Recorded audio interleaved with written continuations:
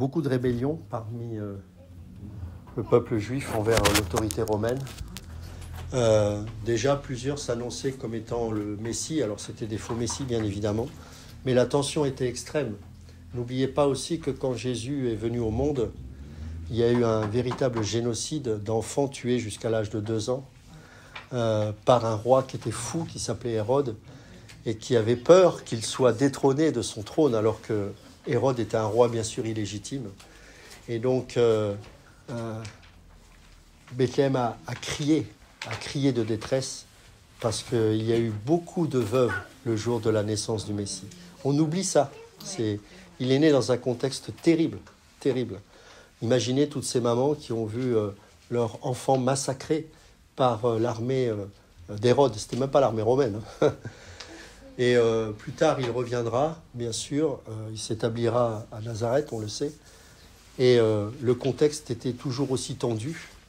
Le Seigneur a permis justement de faire naître le Messie dans cette condition particulière. Pourquoi ? Pour un seul but, il fallait qu'il meure à la croix. Or, les condamnations à la croix ne pouvaient se faire qu'à l'époque de Rome, puisque c'était que Rome qui condamnait à la croix, les condamnait à mort. Donc, dans ces moments de détresse, c'est difficile de voir la perfection de Dieu. Et pourtant, dans une souveraineté incroyable de Dieu, il a permis de choisir un moment où il fallait que la croix soit un acte de condamnation légale de la part d'un empire qui était Rome, pour que Jésus soit justement l'accomplissement des prophéties qui ont été annoncées. Il fallait qu'il meure sur une croix clouée et qu'il prenne la condamnation que nous méritions. Amen. Donc, apprenons à voir ce regard sur le monde. Ne soyons pas, je sais que c'est difficile, humainement, de toute façon, on ne peut être que désécurisé. Surtout que nous, je pense, alors il y a des anciens ici, mais moi, j'ai jamais connu la guerre. Mes parents l'ont connue, mes grands-parents l'ont connue, et mes arrière-grands-parents encore plus, mais c'est peut-être la seule génération, nous sommes tous issus, qui n'a pas vécu ça. Nous, on a connu les 30 Glorieuses, on a vécu l'opulence, et c'est vrai que ce qui est en train de se passer nous perturbe, parce qu'on se dit, ah mais en Occident, il ne peut rien nous arriver, nous on est intelligents, nous on est sûr que tout va bien se passer. Ouais, regardez ce qui se passe. Aujourd'hui, on est incapable de faire tenir un gouvernement plus d'1 mois. Voilà. Donc, ceux qui avaient l'orgueil de dire dans les pays soi-disant sous-développés, j'aimais bien l'expression, c'est un truc que j'ai jamais compris. Alors maintenant, on dit le tiers-monde, c'est pas mieux, mais on disait sous-développé. Ah bon, parce que nous, on est développés. Regardez comment on se comporte en voiture, regardez comment...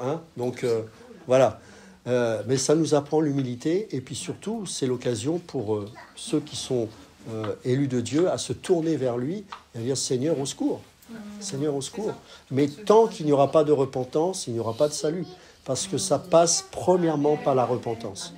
Et ce qu'on oublie aujourd'hui dans le christianisme, c'est que l'appel au salut se fait d'abord par l'appel à la repentance. S'il n'y a pas de repentance, ce sont des fausses conversions. On ne vient pas à Jésus par intérêt, mais parce qu'on a décidé de déposer le bilan, de dire oui, je suis incapable de rien, je suis mauvais, pourri jusqu'à la moelle. C'est l'Esprit qui convainc de péché, de justice et de jugement. Le Saint-Esprit révèle l'horreur de notre cœur, la méchanceté, la noirceur de notre âme. Et quand on en prend conscience, parce que d'un seul coup, l'Esprit nous ouvre les yeux, alors là, on se dit oh, « mais alors c'est l'enfer qui m'est réservé ». Oui, mais la bonne nouvelle, à ce moment-là, tu peux l'annoncer.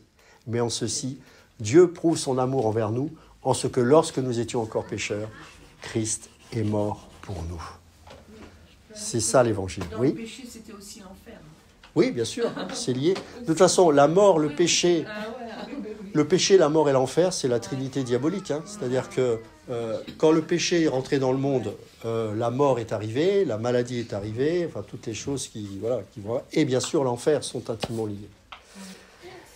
Donc, justement, on va parler de ce Jésus, homme. Pourquoi ? Parce que, bien sûr, il est ressuscité, bien sûr, il est Dieu, bien sûr, il règne pour toujours, bien sûr, il reviendra en tant que juge et non plus en tant que sauveur, mais il est venu en tant qu'homme. Et je pense que ça peut faire suite au message de dimanche dernier sur la familiarité. Vous savez, Dieu était là et je ne le savais pas. Et ce Jésus-là, il est venu au monde de manière à ne pas frapper les regards. Rappelez-vous ce qui est écrit dans Ésaïe chapitre 52. On va lire ce passage ensemble. Ésaïe chapitre 52 et à partir du verset 13, « Voici mon serviteur prospérera, il montera, il s'élèvera bien haut, de même qu'il a été pour plusieurs un sujet d'effroi, tant son visage était défiguré, tant son aspect différait de celui des fils de l'homme. » En quoi il différait de l'aspect des fils de l'homme ? Il n'y avait pas de chirurgie esthétique, il n'y avait pas de maquillage, il prenait les coups, il était blessé. Et je pense, d'ailleurs, quand on regarde bien la signification des mots en hébreu, la souffrance et les stigmates qu'il portait amenaient le dégoût de la part des autres. Donc c'est pas rien, c'est pas quelqu'un qui a des bleus, c'est vraiment, les gens pouvaient le rejeter. S'il n'y avait pas l'onction sur lui, je peux vous assurer qu'il aurait été parmi les lépreux quasiment. Donc ce n'est pas le Jésus qu'on s'imagine comme dans les films avec une belle barbe, et pas du tout. C'est pour ça que je suis toujours gêné quand on le montre, parce que finalement, on n'a pas la bonne vision et on ne peut pas la voir puisqu'on ne l'a pas vu. Nous, on le voit et on le connaît en esprit. Mais ce qu'on doit prendre conscience, c'est que quand, à un moment donné, il est rentré dans son ministère, c'était quelqu'un qui est vraiment marqué dans son corps. N'oubliez pas que les jeûnes qu'il a fait ne laissent pas intacts.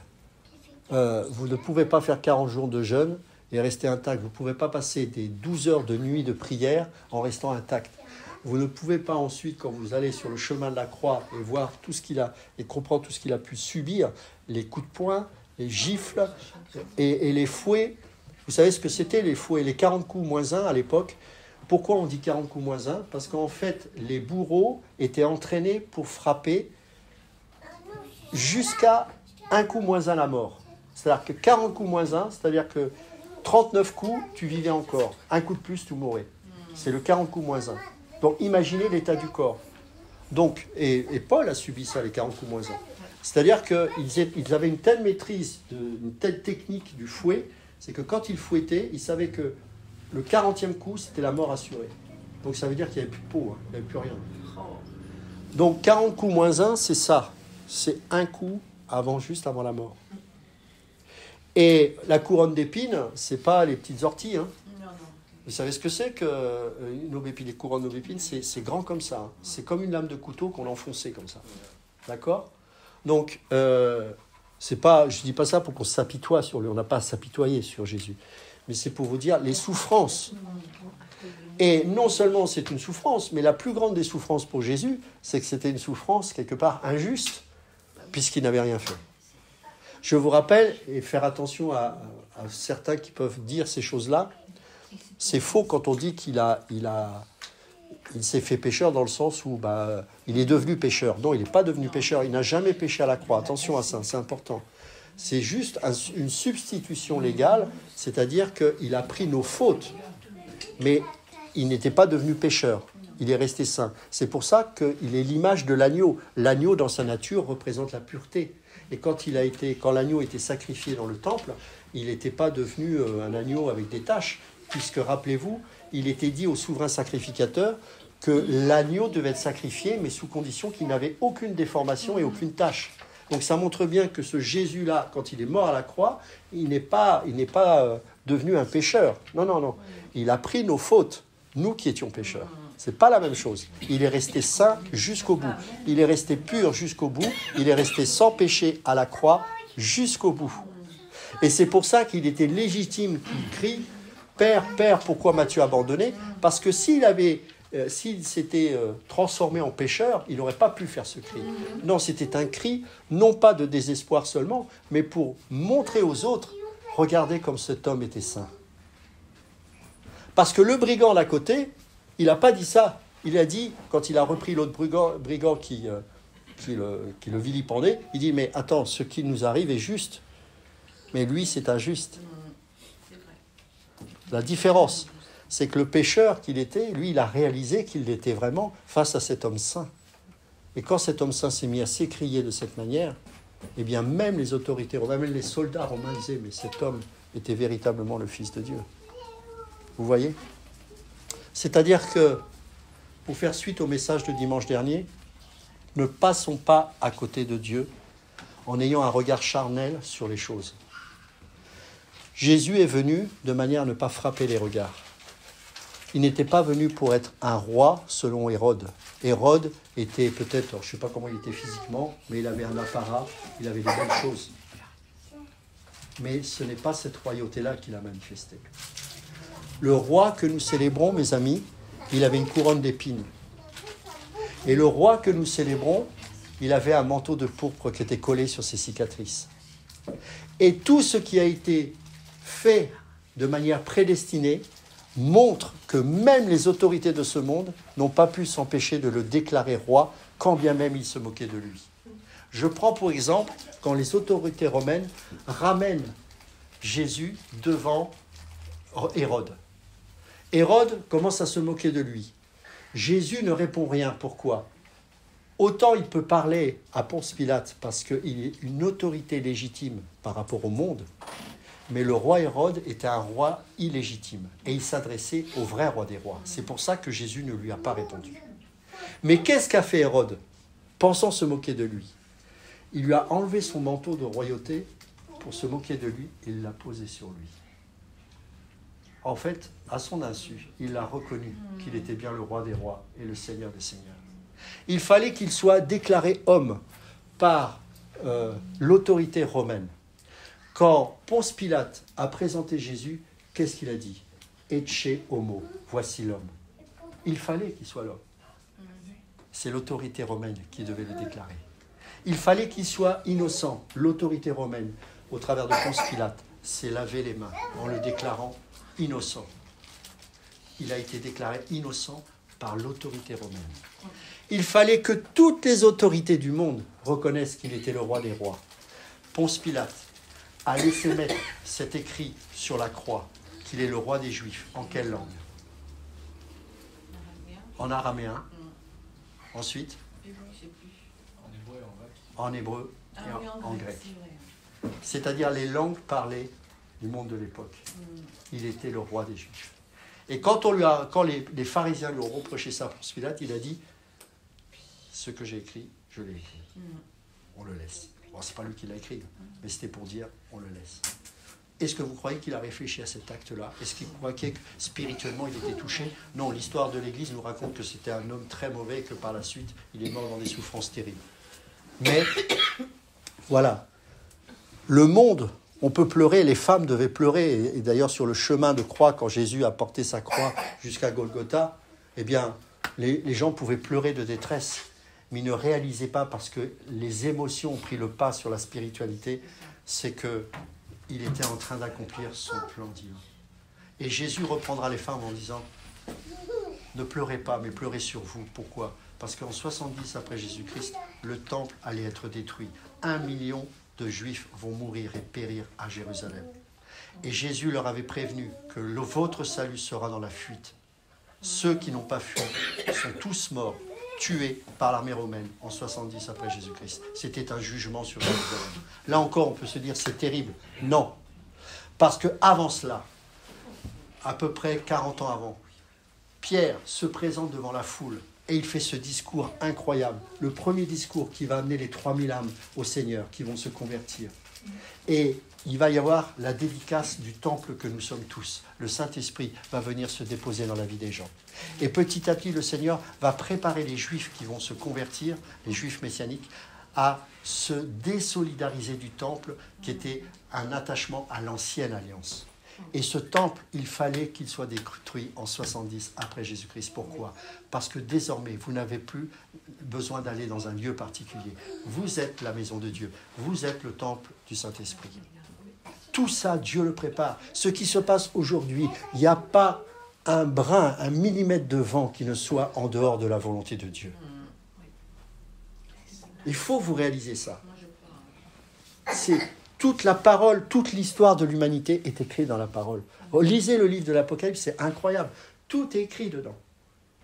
C'est pour ça que s'il y a un peuple qui n'a pas à avoir crainte, c'est nous. Encore faut-il comprendre les Écritures. C'est important. Et quand Jésus a traversé toute cette période-là, ce qu'on appelle la passion du Christ, tout ça, c'était dans le plan de Dieu. Les gens pleuraient. Mais pour ressusciter, encore fallait-il qu'il meure. Dans ta vie charnelle, il y a des choses qui doivent mourir. Ça fait mal. Mais pour que l'esprit de vie se manifeste, il faut que tu meurs. Tout est comme ça. Et donc ce Jésus-là, c'est un Jésus qui n'avait ni éclat, ni beauté, ni apparence particulière. Voici mon serviteur prospéra, il montera et s'élèvera, il s'élèvera bien haut, de même qu'il a été pour plusieurs un sujet d'effroi, tant son visage était défiguré, tant son aspect différait de celui des fils de l'homme. De même, il sera pour beaucoup de peuples un sujet de joie. Devant lui, des rois fermeront la bouche, car ils verront ce qui ne leur avait point été raconté. Ils apprendront ce qu'ils n'avaient point entendu. On va prendre aussi Ésaïe chapitre 53, évidemment.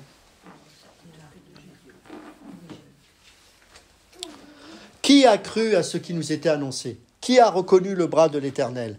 Il s'est élevé devant lui comme une faible plante, comme un rejeton. En fait, le mot ici, c'est pas super bien traduit, c'est plutôt nourrisson. C'est pas rejeton tel on l'entend nous aujourd'hui, c'est pas la bonne compréhension. C'est plutôt nourrisson, comme un nourrisson qui sort d'une terre. Quand dans ce même mot est utilisé, vous savez, dans certains passages de l'Ancien Testament, quand il est parlé d'une plante qui commence à germer comme ça. En fait, c'est ça, c'est le sens de ce mot-là. Qui sort d'une terre desséchée. Il n'avait ni beauté, ni éclat pour attirer nos regards, et son aspect n'avait rien pour nous plaire. Un des signes de la marque de l'Antéchrist, qui est là depuis bien longtemps déjà, contrairement à ce que certains vous font croire, parce que l'esprit de l'Antéchrist est là depuis plusieurs décennies déjà, c'est la marque de l'homme. En fait, le chiffre 6, la particularité, et 666 nous parle de la trinité charnelle, la convoitise des yeux, l'orgueil de la vie et, j'ai oublié l'autre, Jean 2, la convoitise des yeux, l'orgueil de la vie, bref, ça reviendra, excusez-moi. Mais enfin bon, c'est cette sainte trinité diabolique, on va dire, cette diabolique trinité, pas sainte. Et en fait, ce que je veux vous montrer par là, c'est que le chiffre 6 nous centrera toujours sur l'homme, toujours sur l'individu, toujours sur la beauté apparente. C'est pour ça que la religion, dans le sens péjoratif du terme, c'est quelque chose qui va nous déguiser, nous cacher notre laideur. C'est pour ça que Jésus dira aux pharisiens, vous êtes des sépulcres blanchis. Vous êtes beaux de l'extérieur, comme des tombeaux qu'on blanchit à la chaux, mais à l'intérieur, ça pourrit, ça pue, parce que c'est la mort. Et donc, le religieux, on va le vêtir d'un beau vêtement pour cacher son péché. Mais aux yeux de Dieu, rien ne peut être caché. Et dans le temple, rappelez-vous, j'avais fait un enseignement là-dessus, ou dans le tabernacle, c'est la même chose. Prenons plutôt le tabernacle. La chose la plus belle qu'on voyait, qu'on ne voyait pas justement, le tapis le plus beau qui couvrait le lieu très saint était visible qu'à l'intérieur. Il y avait 4 tapis, rappelez-vous, et le tapis le plus, pas moche, mais le plus neutre, qui était un tapis soi-disant en peau de dauphin, on ne sait pas trop quel animal c'était une peau neutre, marron un peu. Et on la voyait de l'extérieur, mais celle-là, elle n'était pas visible, avec apparat. Ça nous parle de l'humanité de Christ. Mais quand tu voulais voir le beau tableau, il fallait rentrer dans le lieu saint. Et là, tu voyais un tapis avec 4 couleurs, le blanc, le bleu, le rouge et le pourpre, qui nous parlait de tous les aspects de Christ. Sa royauté, son sacrifice, sa divinité et son côté céleste, évidemment. Donc, toutes ces choses-là, c'était de l'intérieur. Satan, qu'est-ce qu'il fait ? Rappelez-vous dans le livre de l'Apocalypse, où il voit la Babylone, Jean, et il est presque séduit au point où il faut que l'ange le réveille en disant « Arrête, ne sois pas séduit ». Tellement cette chose était belle. C'est une église apostat. Et l'église apostat, la particularité, c'est qu'elle inverse l'ordre des choses. En fait, j'appelle ça, c'est la prostituée. La prostituée, qu'est-ce qu'elle fait ? Elle montre ce qu'elle a de plus joli de l'extérieur, mais à l'intérieur, c'est la mort. Donc, l'esprit de l'Antéchrist, c'est l'inverse de Dieu. Dieu ne se voit pas à l'œil. Faites attention à ce qui attire au niveau des regards, ce n'est pas de Dieu. Par contre, Satan, il va prendre ce temple, il va l'inverser. Il va montrer ce qu'il y a de plus beau, mais une fois que vous êtes captivé par cette beauté, c'est la mort.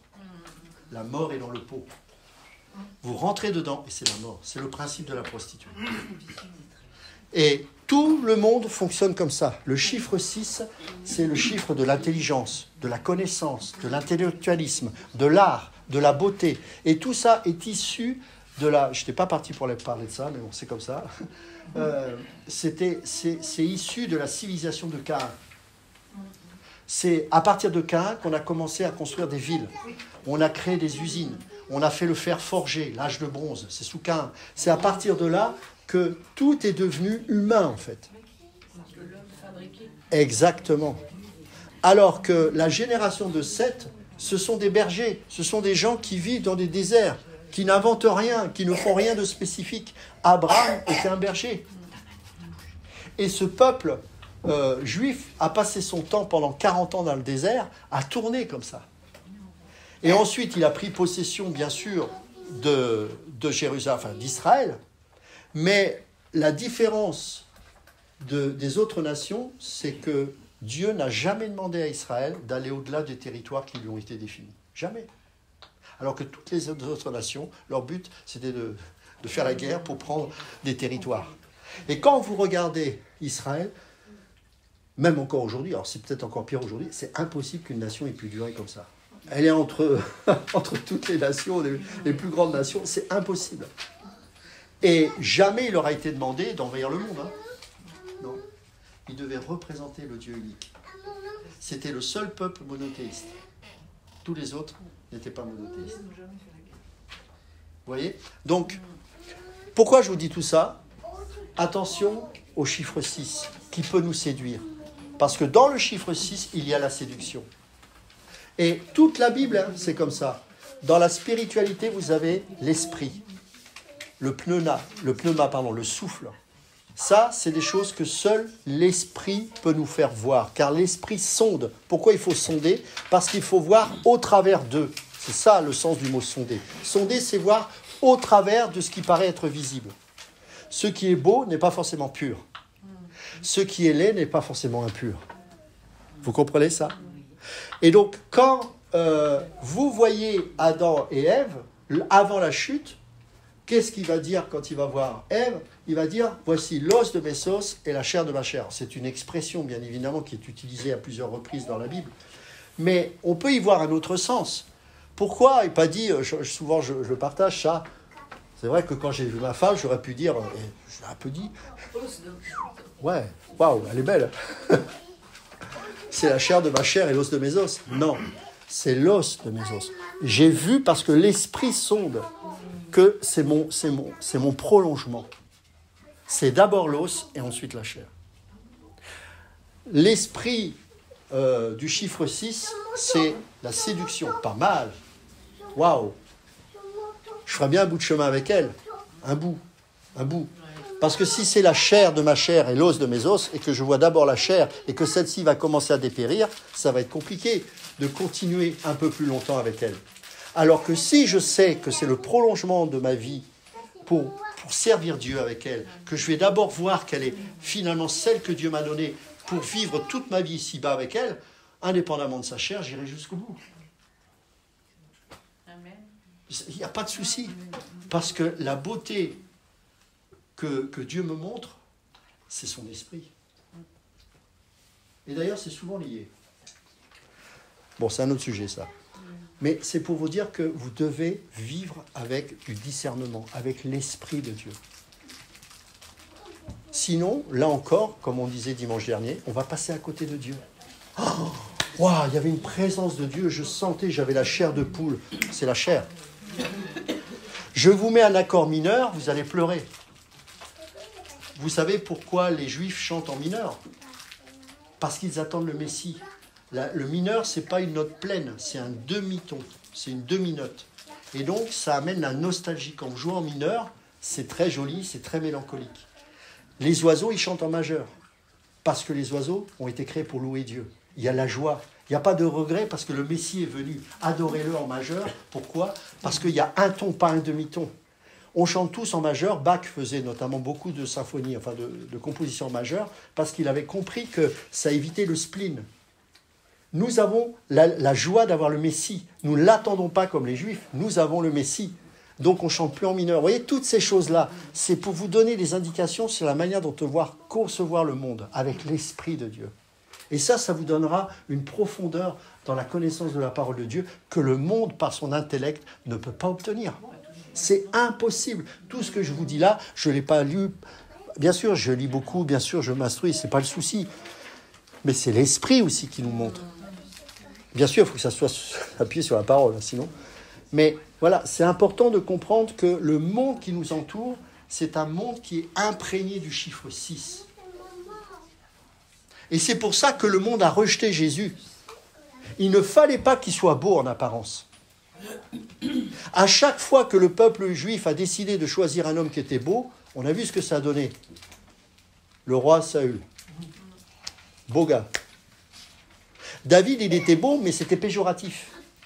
Parce que quand vous lisez les mots en hébreu, c'était presque efféminé. C'était un visage d'enfant. Et à l'époque où la virilité était vraiment présente, était symbolique de la masculinité, c'était presque un défaut dans la vie de David. Et c'est pour ça que son père lui-même, lorsque le prophète demande « Mais reste-t-il un fils ?» Parce que le Seigneur me montre que c'est aucun de tes enfants qui sont appelés à être roi. Il dit « Ah oui, j'en ai un, mais il est là-haut dans les montagnes. Il était méprisé parce qu'il semblait être le fragile. » Le fragile, vous avez vu la guerre qu'il a fait. C'était un vrai guerrier, David. Et pourtant, il n'avait pas le physique d'un guerrier, contrairement à ça. La chair et l'esprit. Le serpent et Dieu. Le serpent, c'est le chiffre 6. Pourquoi ? Parce que le serpent a été précipité sur la terre et il mange de la poussière. C'est pour ça que, alors que c'était un lézard dans le jardin d'Éden, on lui a enlevé les pattes parce qu'il fallait qu'il rampe sur la terre pour manger les arbres. Vous comprenez ? La poussière, le chiffre 6. C'est une punition pour lui, non ? Bien sûr, bien sûr. Bien sûr, c'est une punition. Il n'y a rien de pire que de manger de la poussière. Mais c'était symbolique dans le sens où il mange des âmes. Et comment il vous attire, enfin comment il les attire, parce que nous sommes l'Église, nous n'avons rien à craindre, mais en nous séduisant par les choses, par nos 5 sens. Par nos 5 sens. Même la nourriture. Tout.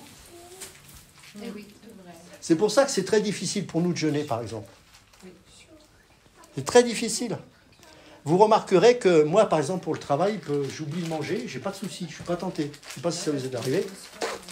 Mais dès que je veux jeûner spirituellement, j'ai tout de suite faim. C'est bizarre, hein ? C'est bizarre, parce que c'est un combat. Vous rencontrez des gens qui vous invitent. Oui, aussi, ouais, c'est vrai. Ou alors, on avait oublié qu'il y avait le réunion, et puis, comment je fais ? Mais c'est ça, il y a... Vous voyez ? Vous n'avez pas... Et ça, ce n'est pas un combat charnel, puisque Paul dira, vous n'avez pas à combattre selon la chair et le sang. Pourquoi ? Parce qu'en fait, le combat est spirituel. On doit saisir la ceinture de vérité, le casque du salut, le bouclier de la foi. Et une phrase que j'aime beaucoup, c'est l'épée de l'esprit qui est la parole de Dieu. Vous n'avez jamais remarqué que dans cette phrase-là, on ne peut pas séparer l'esprit de la parole. L'épée de l'esprit qui est la parole de Dieu. C'est intimement lié, l'esprit et la parole. La parole est une arme lorsqu'elle est animée de l'esprit. Et parce que je dis parole, elle est forcément esprit. Sinon, ce serait une lettre. Parce que la lettre tue. D'accord ? Donc tout ça, vous voyez, c'est pour vous montrer que tout est spirituel. Donc quand vous discernez les choses, vous avez besoin de l'esprit pour aller au-delà du voile de la chair. C'est important. Sinon, on va faire comme ceux qui ont vu Jésus, là. Non, quel pouf, alors lui... non. Et Paul, il fait des belles lettres, mais alors quand il vient, c'est sûr, hein, il faisait peut-être 1m60, chauve, avec une voix comme ça, défiguré de partout, et pourtant, c'était peut-être l'apôtre le plus puissant qui existait. C'est à lui qu'a été confiée la doctrine. Même Pierre dira, il y a des choses un peu compliquées, mais allez le voir, lui, il saura vous expliquer. L'humilité de Pierre. Voilà. Mais on peut passer à côté. On peut passer à côté d'un ami, d'un frère, d'une sœur, parce qu'on la méprise, parce qu'on pense que oui, bon. Alors que peut-être il y a un moment précis où cette personne, vous apporter quelque chose. Philippiens chapitre 2, verset 7.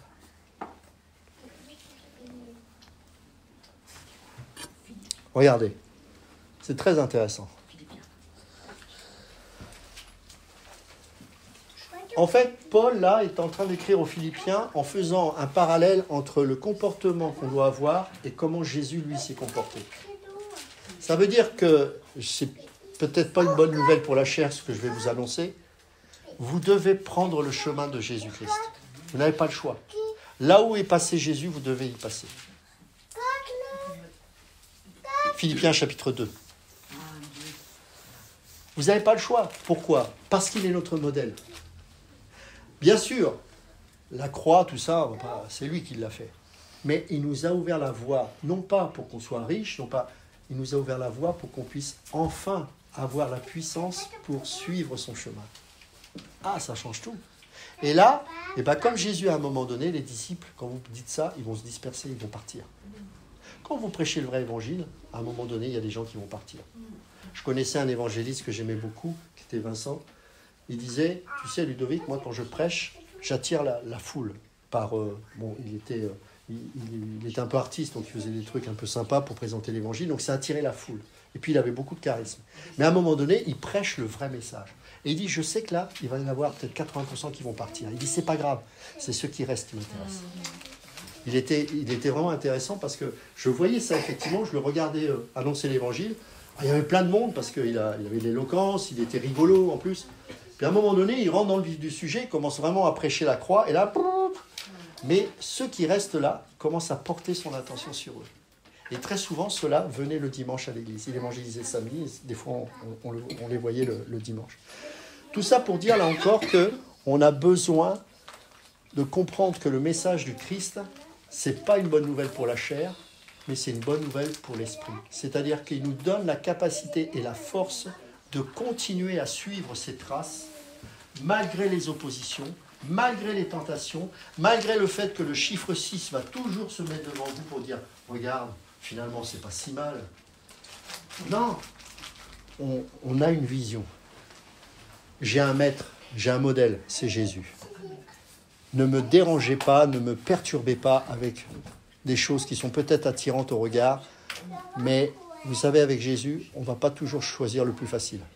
Loin s'en faut. S'il donc il y a quelque consolation en Christ, s'il y a quelque soulagement dans l'amour, ou charité, suivant les versions, s'il y a quelque union d'esprit, s'il y a quelque compassion et quelque miséricorde, rendez ma joie parfaite, ayant un même sentiment, un même amour, une même âme, une même pensée. Ah, d'accord. Alors c'est quoi? Évidemment, c'est autour de Christ. Mais concrètement, c'est quoi? Parce qu'il est très concret, là, Paul. Premièrement, ne faites rien par esprit de parti ou par vaine gloire. Ah. Tout ce que vous faites, c'est pour Dieu. Ce n'est pas pour que vous en récoltiez les fruits. Ça, c'est la base.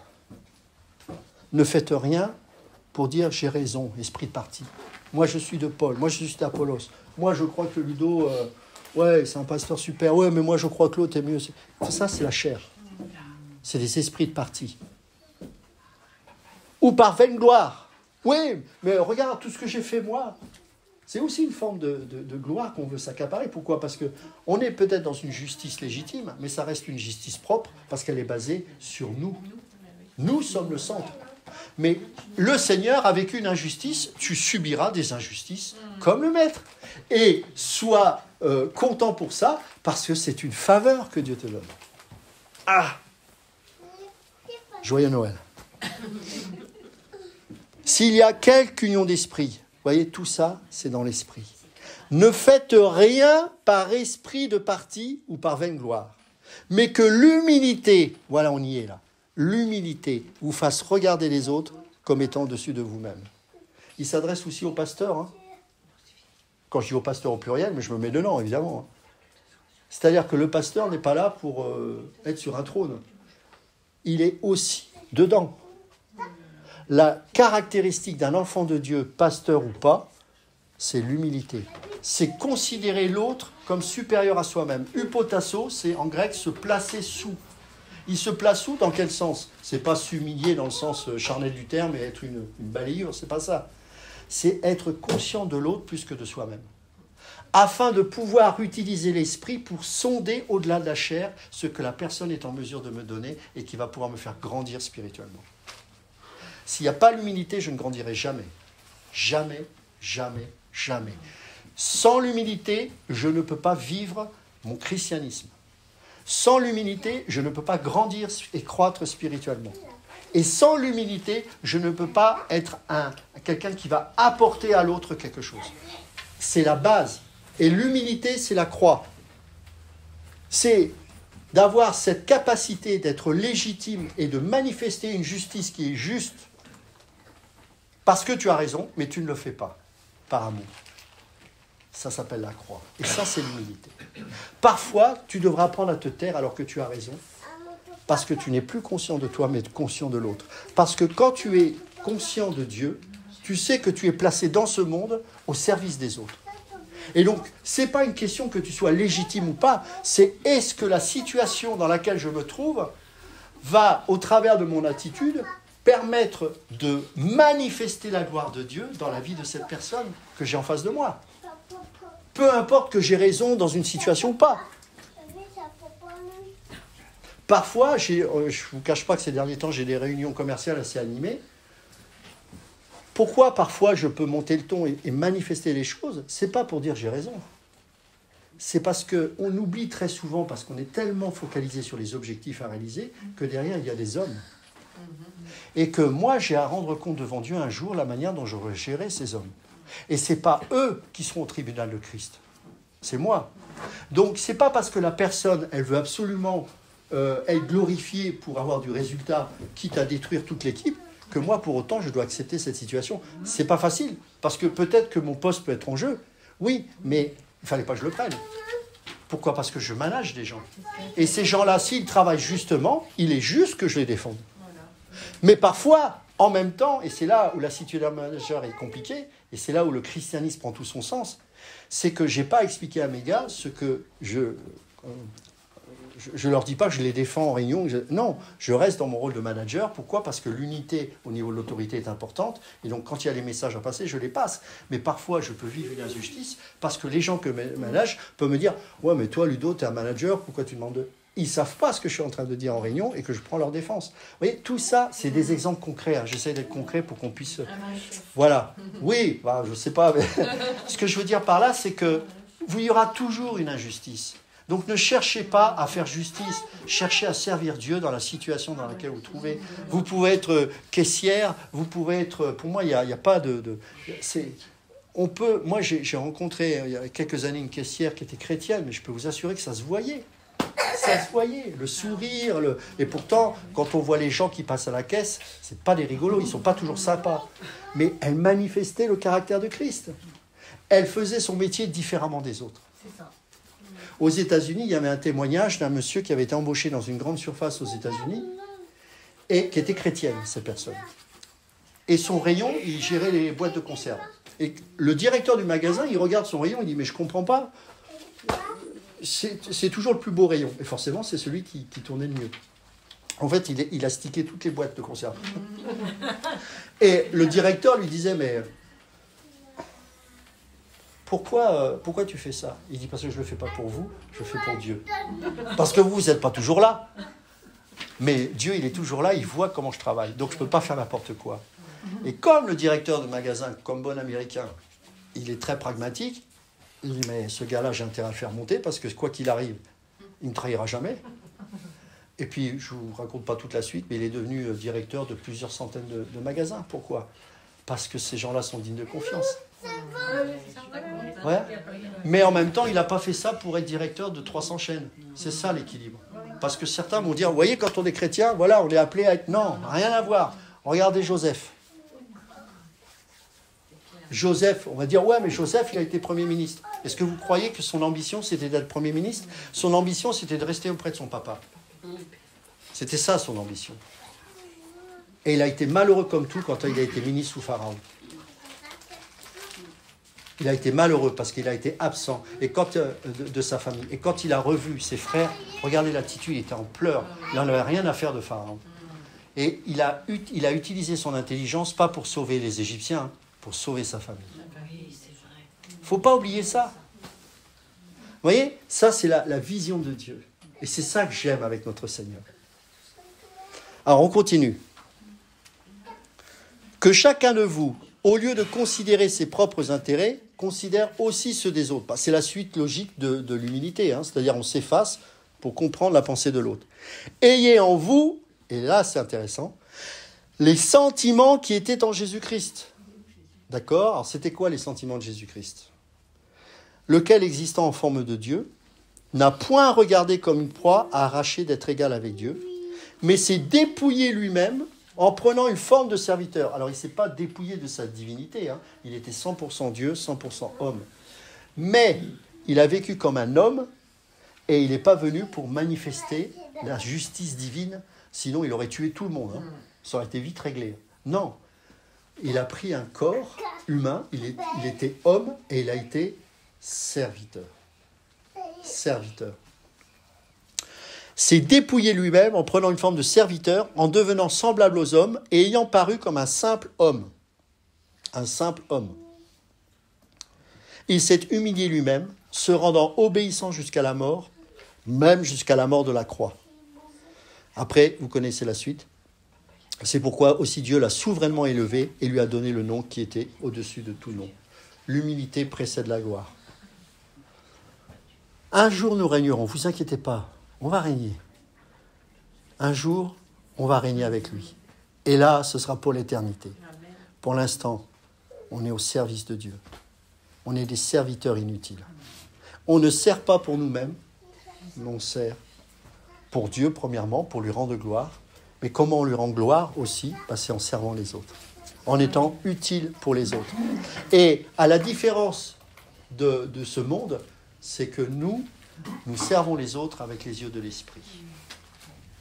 Rappelez-vous ce que Paul dira dans 1 Corinthiens chapitre 2 et 3, quand il dénonce ces trois types d'hommes, les sarkikos, les pneumatikos et les psychikos. Quand il dit, il s'adresse aux Corinthiens, vous êtes charnels. Le mot qu'il utilise, c'est sarkikos. C'est-à-dire que vous êtes des enfants de Dieu, oui, mais vous marchez dans la chair. Pourquoi? Parce que vous êtes toujours en train de vous battre si moi je suis vraiment un homme de Dieu, si Apollos il est meilleur, si machin... Vous n'avez rien compris. Parce que vous n'utilisez pas l'esprit. Pourquoi? Parce que vous êtes encore rempli de vous-même. Quand on est conscient de nous-mêmes, on ne peut pas être conscient de Dieu. Ce n'est pas compatible. Pourquoi? Parce que Paul dit dans Galates, les choses de la chair sont opposées aux choses de l'esprit, afin que vous ne fassiez pas ce que vous voulez. Si tu es conscient de toi-même, tu ne peux pas être conscient de Dieu. Dieu était là et je ne le savais pas. Pourquoi?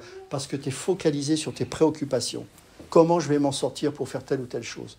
Bien sûr que tu dois trouver des solutions si tu es en difficulté. Mais mets d'abord Dieu en premier. D'abord Dieu. Parce que c'est lui ta source d'inspiration. Et plutôt que de te dire comment je vais m'en sortir dans cette situation, comment moi je peux te glorifier dans cette situation. Et très souvent, Dieu va te montrer des choses. Le psychikos, ici il va parler des païens, de ceux qui ne connaissent pas Dieu, il les appelle les psychikos, la psyché, l'âme, ceux qui vivent qu'avec l'âme, ils ne peuvent pas avoir cette sagesse-là. Ils ne peuvent pas comprendre. Imagine, bon, je ne sais pas, vous n'avez pas tous des lunettes, mais ça c'est la chair. Je regarde, je vois des gens, il y en a qui ne me plaisent pas, lui il n'est pas beau, il ne m'intéresse pas, lui il a l'air méchant, je ne le sens pas, lui, elle a l'air sympa. Je mets les yeux de l'esprit. Je vois des gens qui ont besoin de Dieu. Je vois des souffrances cachées. Je vois des désespoirs. Je vois même dans leur orgueil le fait que dire, mais moi je n'ai pas besoin de Dieu, une détresse absolue parce que je prends conscience que s'ils continuent comme ça, c'est l'enfer. Ça, c'est les yeux de l'esprit. Je ne dis pas que c'est simple, hein, parce que tous les jours on a nos combats. Mais il ne faut jamais oublier qu'on a besoin de nous nourrir de cet esprit de la croix. Parce que sinon, vous savez, Jésus, bien sûr, sur cette terre, il n'était pas là pour frapper les regards. Mais au travers de l'esprit qui est en nous, c'est tout aussi difficile de le discerner. Parce qu'on ne le voit pas physiquement. Et donc, c'est pour ça que pour le discerner, on a véritablement besoin de l'esprit. Parce qu'on ne peut pas le voir. On ne peut pas le voir. Un jour, on le verra tel qu'il est. Mais pour l'instant, et c'est pour ça qu'il nous a envoyé le Consolateur, le Saint-Esprit, c'est parce que par l'Esprit et au travers de sa parole, nous avons la possibilité de le découvrir. Vous voulez connaître Dieu? Vous voulez connaître sa volonté? Lisez la parole. Lisez la parole. Il n'y a pas besoin de songes. J'ai rien contre les songes. Mais il n'y a pas besoin de signes. Il n'y a pas besoin forcément de signes. Mais ce que je veux dire par là, c'est que si vous voulez découvrir la volonté de Dieu, si vous voulez connaître le Messie, si vous voulez connaître ce Dieu qui vous aime tant, ouvrez la Bible. Et n'ouvrez pas la Bible en prenant un verset comme ça. Étudiez-la avec les thèmes. Tiens, aujourd'hui, j'aimerais passer, à partir de ce jour-là, une semaine à méditer et à étudier sur la compassion de Dieu. Paf, je prends la compassion et je commence à étudier. Vous voyez, des choses comme ça. Et vous allez voir, ça va raviver votre foi. Et l'esprit se nourrit. Vous savez, celui qui m'avait formé me disait toujours, le Saint-Esprit, ce n'est pas quelque chose qui s'inspire des choses qui passent comme ça. Non, non, non. En fait, il me disait, Ludo, tu dois... Le sens de l'Institut biblique, il me disait, c'est de connaître la parole pour que tu aies un matelas de connaissances dans lequel le Saint-Esprit pourra puiser. J'aime beaucoup cette image. Parce qu'en fait, le Saint-Esprit, la substance de l'Esprit, c'est la parole. C'est rien d'autre, mes amis. Parce que Satan peut mettre des songes. Il peut mettre des versets hors contexte. Mais la parole vivante, l'épée de l'Esprit qui est la parole de Dieu, Satan, il ne peut pas le produire. Mais l'Esprit, si vous ne méditez pas, si vous n'apprenez pas la parole, si vous n'étudiez pas, l'Esprit, il a besoin de ça. Regardez, l'Esprit de Dieu se mouvait au-dessus des eaux. Est-ce qu'il s'est passé quelque chose? Rien. Tohu-bohu. Pourtant, il y avait l'Esprit. Comment expliquez-vous qu'alors qu'il y avait l'Esprit, le monde était encore tohu-bohu? Que la lumière soit, la parole, paf, ça a commencé. L'Esprit s'est appuyé sur la parole. Vous comprenez? Parce que sinon, c'est de la sorcellerie. Ce n'est pas l'Esprit de Dieu. L'Esprit de Satan ne s'appuie pas sur la parole. Parfois sur une lettre, mais toujours sur quelque chose qui est lié à la chair. Alors que l'Esprit de Dieu, c'est la parole. La foi vient de ce que l'on entend, et ce que l'on entend vient de là, pas de l'Esprit, de la parole de Dieu. Pourquoi? Parce que l'Esprit et la parole sont indissociables. L'Esprit ne se manifeste que lorsque la parole est déclarée. C'est-à-dire, la parole est contenue dans la Bible, mais les Écritures, en fait. Quelqu'un de spirituel, c'est pas quelqu'un qui fait de la lévitation ou qui saute, je ne sais pas comment. C'est quelqu'un qui a une très bonne connaissance de la parole, qui sait exactement les contextes des passages, comment ils sont situés ces versets, qu'est-ce qu'ils veulent dire véritablement. Et ça donne des êtres équilibrés, des êtres stables, des êtres en qui des frères et sœurs vont pouvoir donner leur confiance en disant ce frère et cette sœur, j'ai confiance parce qu'il y a une stabilité. Regardez, beaucoup de chrétiens sont hyper émotionnels. Vous savez pourquoi? C'est la peur, par manque de stabilité. Et ce manque de stabilité est produit par le manque de connaissance de la parole. Plus vous connaissez la parole, plus vous êtes stable. Vous êtes stable. Moi, je connaissais un pasteur qui était de nature dépressive et il a toujours été, parce que c'était dans sa chair, il était dépressif. Il a construit une œuvre incroyable. Pourquoi? Parce qu'il ne s'appuyait pas sur sa dépression. Et pourtant, il était dépressif. Il y avait des fois, il s'enfermait, il savait que... Mais il prenait position. Et il a fait une œuvre incroyable. Plus il méditait la parole, plus l'esprit le fortifiait. Et il mourait à cette pulsion charnelle qui le déclinait toujours vers la dépression, vers la tristesse. Et à chaque fois, il prenait position. La parole. La parole. L'émotion, c'est pas ce qui doit vous guider. L'émotion n'est pas une vérité. Une émotion n'a jamais été une vérité. Dieu a créé les émotions, vous savez pourquoi? Pour attester de ce que vous faites est conforme à la parole. Soyez remplis de l'esprit. Comment? Non, en vous entretenant par des psaumes, par des hymnes, par des cantiques spirituels. Éphésiens chapitre 5, versets 18 à 20. En fait, c'est ça. C'est-à-dire que la stabilité et la force d'un enfant de Dieu, c'est dans cette capacité à se nourrir de la parole de Dieu. Et les émotions, elles sont bonnes, mais elles doivent être placées au bon endroit. C'est-à-dire que, je vais vous donner un exemple. Quand j'étais jeune converti, j'avais quasiment un mur entier de disques. Donc j'avais tous les Pink Floyd, c'était mon Baal à moi. Voilà, j'avais tout. Parce que je suis un peu musicien, donc j'aimais ça.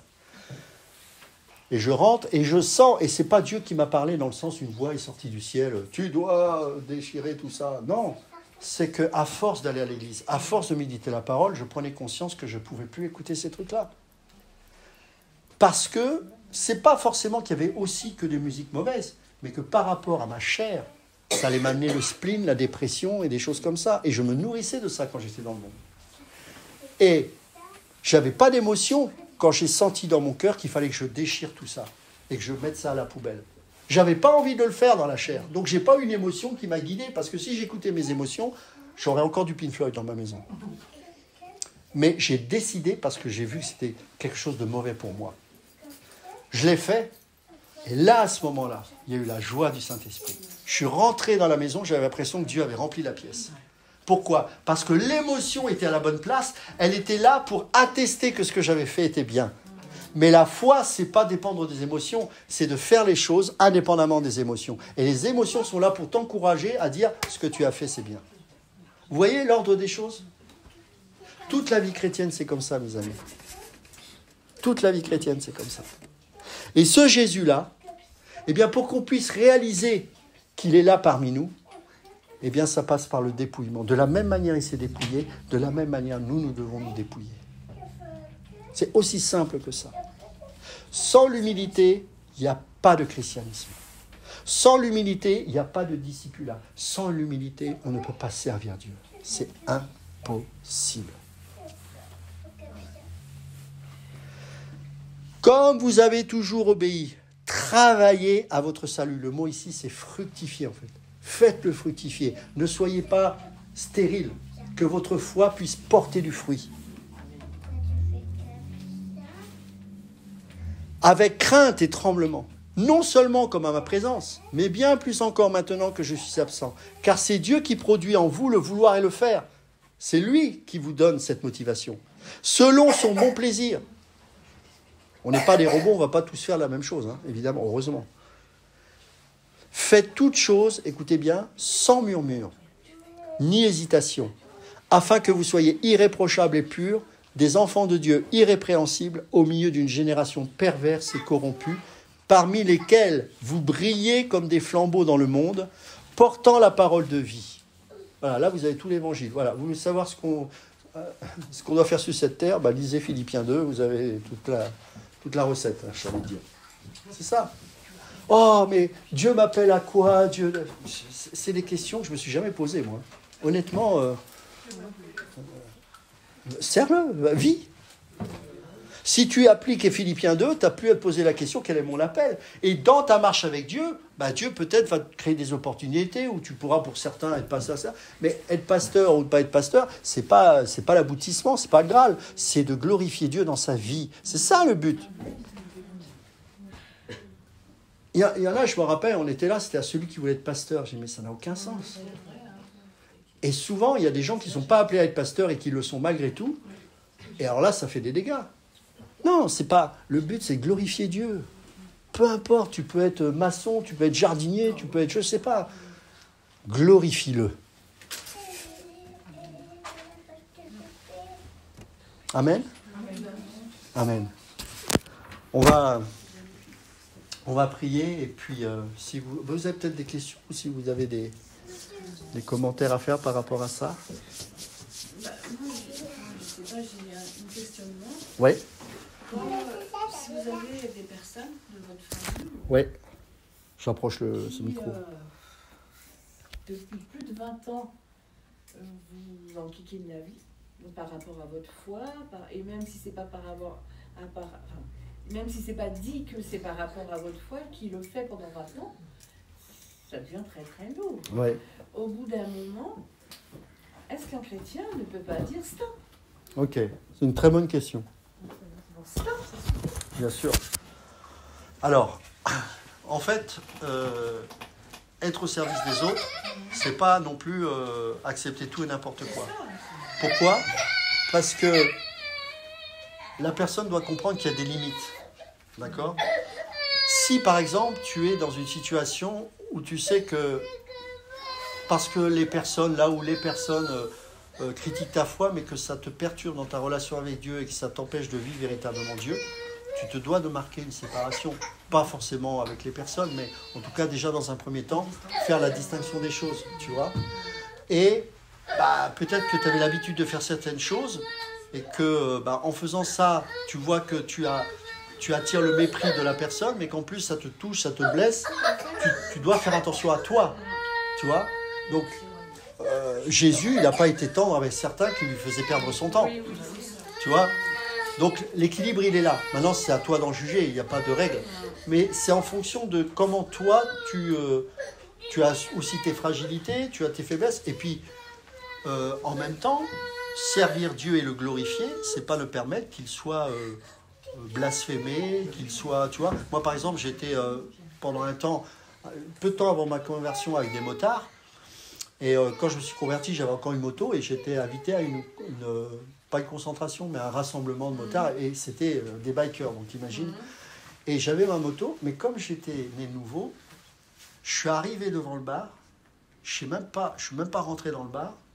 J'aurais pu me dire, parce que c'était ma volonté, je ne te cache pas, je vais témoigner de Christ, je pourrais... Et le Seigneur m'a dit, va t'enfuir.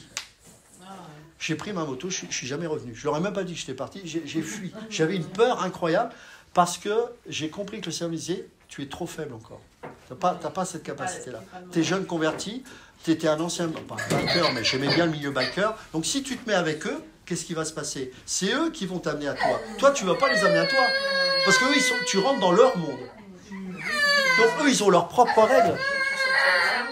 Donc tout ça, c'est une question d'équilibre en fait. Tu vois? Et ça dépend de plein de choses. Parce que justement, je me suis interrogée, je me suis dit, mais moi, dans mon comportement, n'ai-je pas permis que ça perdure? C'est-à-dire que quand on n'est pas, quand on pose pas des vraies limites, ouais.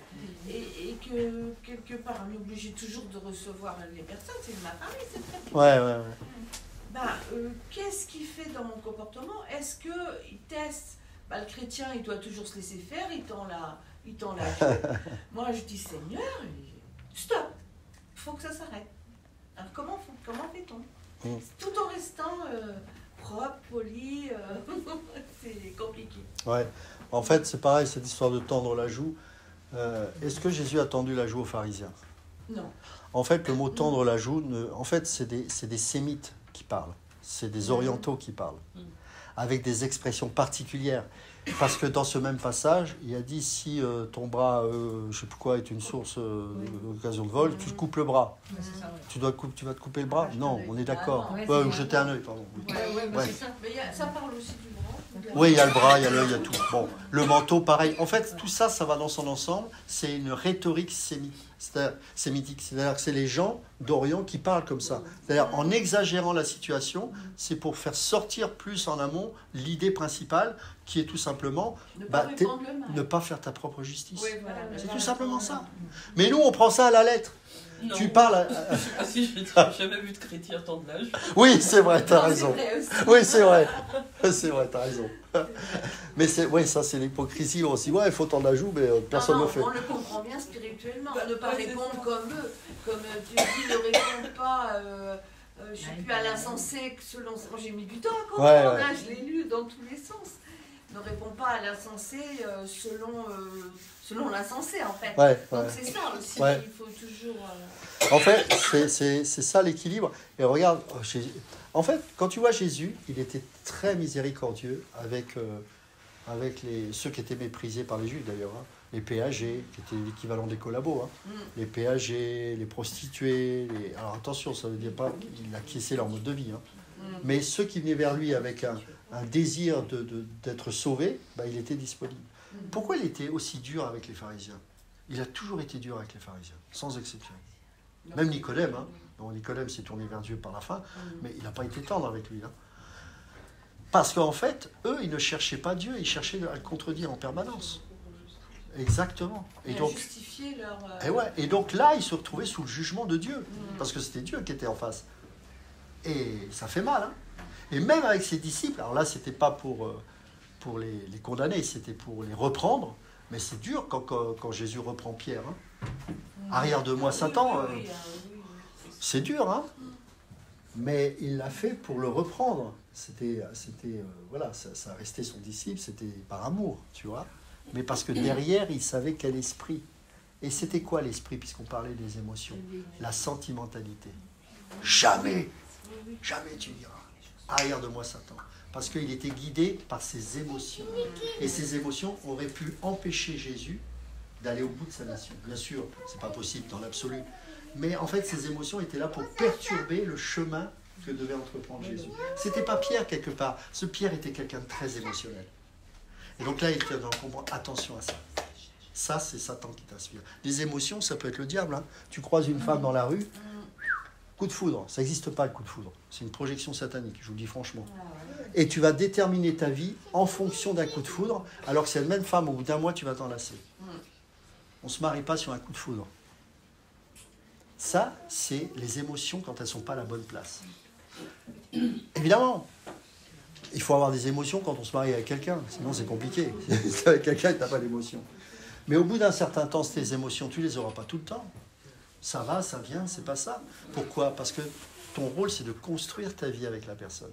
Et ce qui va être beau, c'est que peut-être au bout de 10, 20, 30 ans de mariage, tu auras traversé des combats, tu auras traversé des luttes, et tu auras une histoire avec cette femme ou cet homme. C'est ça qui est beau, en fait. Beaucoup plus beau que le début où voilà, c'est formidable. Vous voyez ? Donc, attention aux émotions. Donc, tout ça, pour avoir un discernement sur les choses, il faut essayer de prendre de la hauteur par rapport à nos émotions, par rapport à nos passés, par rapport à nos blessures, et puis voir la parole, comment elle, qu'est-ce qu'elle nous dit à ce niveau-là, qu'est-ce qu'on doit en comprendre. Tu vois, par rapport à ça, attention, on n'est pas là pour être les balayures du monde, hein, c'est pas ça. Pourquoi ? Parce qu'on est des ambassadeurs de Christ, on porte le Seigneur. Si les gens ne nous respectent pas et nous méprisent au bout d'un moment, ben on taille la route, et voilà. Qu'est-ce que tu veux ? C'est pas facile. Non, mais après, chacun est particulier. Est-ce que c'est pas lié au verset qui dit est-ce qu'on peut pas lier ça qu'on ne sera pas tenté au-delà de nos forces? Donc si aujourd'hui elle le supporte encore, c'est que ça va. Oui, c'est pas faux, oui. Voilà. C'est pas faux. C'est ce que je me dis. Et le jour où ça n'ira pas, bah, ça sera au-delà de ses forces. Oui. Oui, c'est vrai que moi je me disais, comme Dieu dit, comment c'est marqué dans la parole, que celui qui aime son fils, sa fille, je ne sais plus que lui n'est pas digne de lui. En fait, oui, je me réfère à ça et je me dis, alors je dois être prête à accepter de me séparer de ma fille, de me séparer de... Parce que je vais rester fidèle à Dieu. C'est un petit peu ça. Alors, la question pour rejoindre ce que disait Ami, là c'est par rapport à tes enfants en fait. C'est ça ? Ok.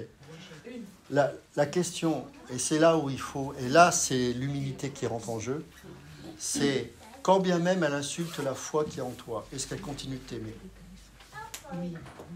C'est ça la question. Parce qu'elle peut critiquer ta foi, mais elle continue de t'aimer malgré tout. Et là, attention, si elle continue à t'aimer, ça veut dire que le lien est toujours là et que tu as encore un rôle à jouer. Tu vois ce que je veux dire ? Pas beaucoup. Ah ben je sais, mais... C'est pour ça, en fait là on va en profondeur et j'aime beaucoup ton intervention parce que en fait ça nous aide à aller beaucoup plus loin. C'est que, oui ok il y a la foi, mais est-ce que c'est pas nous qui sommes un peu blessés par rapport à ça parce qu'on est chrétiens? Mais au-delà de ça, est-ce qu'elle continue de t'aimer? Parce que Jésus, il a eu des moqueries, il a eu des choses comme ça. Et ces mêmes gens qui ont craché au visage, plus tard, sont devenus des disciples. Ah, mais c'est pas facile. J'ai pas la réponse et j'ai pas à avoir de réponse. Mais c'est à toi, en fait, tu vois, de discerner ça. Parce que le risque que tu peux prendre avec cette séparation, et si c'est le cas, c'est qu'elle continue de t'aimer malgré tout et qu'elle comprendrait pas pour une histoire de foi. Tu vois, c'est... Voilà. Après, c'est chacun. Hein, c'est... Dieu sait que c'est mis à l'épreuve. J'appelle ça de la chirurgie, ça. C'est terrible. Mais le Seigneur est incroyable parce que moi je le dis au Seigneur, si c'était mon voisin, qu'est-ce que je m'en ficherais? Ah bah oui, bah forcément. Bah forcément. C'est des épreuves. Hein. Ah, oui. Exactement. Pour pouvoir encore. Mais ça dure. Exactement. On va prier et puis ensuite... Oui, vas-y. Oui, pardon, excuse-moi. Il est dit que nous devons honorer notre père et notre mère. Ouais. Comment on fait quand on est rejeté par son parent? Depuis ta naissance, ta maman. D'accord. Ok. Oui, mais ce que je veux dire par là, c'est que c'est plus une obligation dans le sens, bien sûr, tu dois aimer tes parents comme tu aimes n'importe qui. Mais à 40 ans, ta famille que Dieu t'a donnée, c'est la famille en Christ. C'est la famille qui t'a donné. C'est pour ça qu'on s'appelle frère et sœur. Ça ne veut pas dire que tu négliges tes parents. Mais le problème, alors c'est pas trop dans notre culture, mais je trouve en Afrique, souvent on utilise ça parce que les parents usent de leur autorité à des enfants qui ont 40, 50 ans. Enfin, à un moment donné, il faut arrêter. Ce passage s'adresse à des enfants qui doivent honorer leurs parents. Ça ne veut pas dire qu'on ne doit pas les maltraiter, nos parents. On doit, par exemple, moi je trouve qu'on a une culture où parquer nos vieux dans une maison de retraite, pour moi, et dans ce sens-là, on doit honorer nos parents. Mais attention, c'est plus le même rapport que quand j'avais 16 ans. Et les parents, malgré... Alors, c'est pas trop ça en Occident. Mais dans certaines cultures, les parents usent et abusent de leur autorité à des gens qui, logiquement, n'ont plus à être sous leur autorité. Et là, dans ce sens-là, le mot « honorer tes parents » n'a plus le même sens. C'est les respecter, mais on ne leur doit plus obéissance. Après, du coup, je pense que tu confonds deux versets. Parce que honorer ses parents, c'est à tout âge. Là, je pense que tu confonds avec enfant, obéissez. Oui, c'est celui-là, je pense. Voilà, il y a une différence entre honorer. En fait, c'est deux rapports différents. Voilà, c'est deux rapports différents. C'est ça. Et puis, il y a un passage où honorer ses parents, Jésus, c'était juste leur donner de l'argent aussi. Je ne sais pas quand il disait que les pharisiens disent qu'on ne doit plus donner l'honneur aux parents, c'est à Dieu. Et Jésus disait, ben non, vous prenez l'honneur qu'on doit donner aux parents. Ouais. Donc, il y a tout ça, par exemple, en Afrique. Non, c'est pour donner un exemple. Ouais. En Afrique, par exemple, il y a cette autorité des parents, mais il y a des enfants qui ont été obligés de se séparer. Mais ils ont continué à honorer en prenant soin financièrement de leurs parents. Mais ils ont été quand même obligés de se séparer pour se préserver. Mais c'est quand même une bénédiction. Voilà, alors en fait, dans la Torah, dans la loi, honore honore ton père et ta mère, effectivement, c'est immuable. Voilà. Mais dans l'expression de ce fait honorer, le rapport n'est plus le même. Dans la Bible, tu vois bien que le principe du mariage, en fait, bon, tout a changé aujourd'hui. Mais dans la Bible, tu sortais de la juridiction de tes parents qu'à partir du mariage. Donc tant que tu n'étais pas marié, tu étais sous l'autorité de tes parents. Donc c'est pour ça que quand il y avait le mariage, il y avait la dot. Pourquoi ? Parce que la dot, on l'a donnée aux parents de l'épouse, au cas où il a répudié, qu'elle ne soit pas à la rue, parce que souvent les femmes étaient illettrées à l'époque, et donc quand l'homme il répudiait sa femme, bah, elle était dans la misère. Et donc il fallait qu'elle revienne chez ses parents, et si les parents étaient pauvres, ils devaient conserver la dot. La dot, en fait, logiquement, quand on donne la dot, c'est pas pour la dépenser. On garde la dot au cas où la fille revienne au bercail, pour que les parents puissent l'entretenir. Tu vois ? Aujourd'hui, on en a abusé. Donc honorer les parents, quand tu es adulte, bah, c'est éviter le plus possible de les parquer dans un bourroir. C'est aussi, après il n'y a pas de règle, mais c'est les aimer, leur rendre visite, je sais pas, il y a tellement de choses. Mais c'est plus le même rapport. Mais à partir du moment où ils te rejettent, tu peux rien faire. Non, exactement. Il faut qu'on apprenne aussi à être libre parce que Jésus a dit d'être en paix avec tout le monde. Si cela est possible. C'est possible. Mais si l'autre ne veut pas la paix avec moi, ça revient. Tu ne peux rien. Comment dire, j'essaye d'aller vers elle. J'ai été avec elle quand mon petit frère est parti, quand mon père est parti. On a tous été là. Mais elle n'a pas cette fibre maternelle. Et c'est terrible parce qu'on c'est comme si on m'avait fait maman au départ. Il faut donc moi qui est maman de 6 enfants. Il a fallu que j'apprenne à être maman toute seule. J'ai pas eu l'exemple. Et c'est terrible. Pas du tout maternelle. Et plus je vieillis, plus bien sûr je me rapproche de Dieu. Et j'ai toutes ces pensées. Et j'ai de la peine pour elle. J'arrive à avoir de la peine pour elle. C'est terrible. Pourquoi t'en veux? Oui, mais la peine c'est normal, mais toi tu vas pas vivre ton culpabilité, ton c'est ça. Parce que c'est pas toi, c'est pas de ton fait. C'est pas de ton fait. Donc, mais émotionnellement c'est quelque chose. Oui. Ah bah oui, c'est pas facile, hein. Je dis pas que c'est facile, hein, tout ça.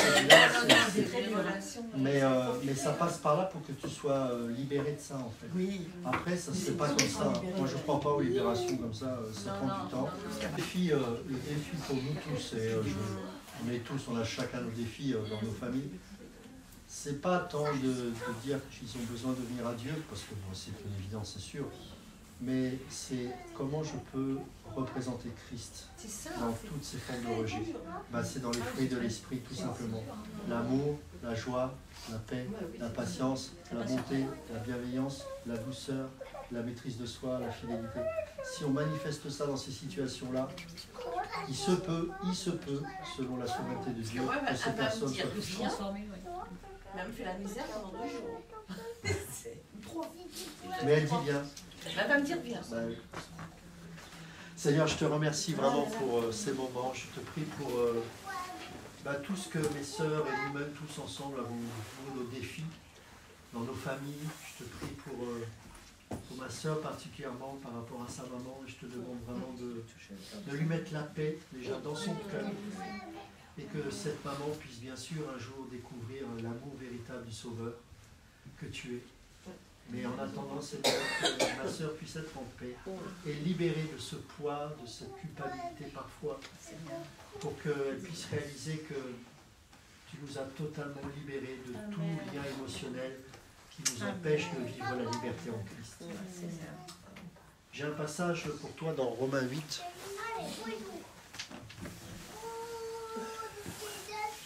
Romains chapitre 8.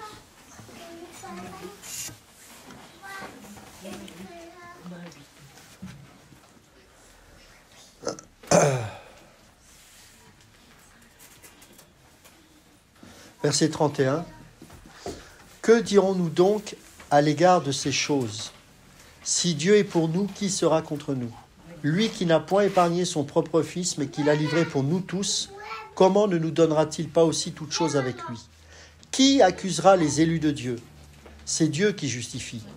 Qui les condamnera? Christ est mort, bien plus il est ressuscité, il est à la droite de Dieu et il intercède pour nous. Qui nous séparera de l'amour de Christ?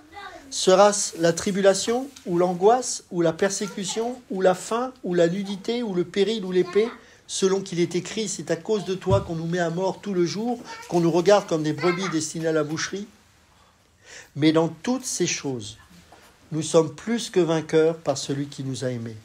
Car, et c'est ce verset-là, j'ai l'assurance que ni la mort, ni la vie, ni les anges, ni les dominations, ni les choses présentes, ni les choses à venir, ni les puissances, ni la hauteur, ni la profondeur, ni aucune autre créature, y compris la famille, ne pourra nous séparer de l'amour de Dieu manifesté en Jésus-Christ, notre Seigneur. Ce dont tu as besoin, ce n'est pas d'une réconciliation avec ta maman, c'est une libération de la culpabilité.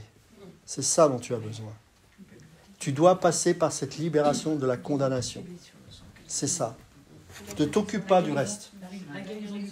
C'est la guérison, exactement.